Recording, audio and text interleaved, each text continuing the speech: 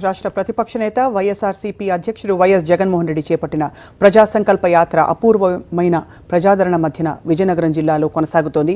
YS Jagan 272వ రోజు పాదయాత్రను ఎస్కోట నియోజకవర్గంలోని లక్కవరపుకోట మండలం కొట్వాడ శివారు నుంచి ప్రారంభించారు. అక్కడి నుంచి జమీ మండలంలోకి ప్రజా సంకల్ప యాత్ర ప్రవేశించింది. జమీ మండలంలోని అగ్రహారం మీదుగా కిర్లా వరకు వైఎస్ జగన్ పాదయాత్ర కొనసాగింది. జననేతను కలిసిన పలు వర్గాల ప్రజలు తమ సమస్యలు చెప్పుకున్నారు. ప్రజల కష్టాలు తెలుసుకుంటూ వారికి భరోసానిస్తూ వైఎస్ జగన్ ముందుకు సాగారు.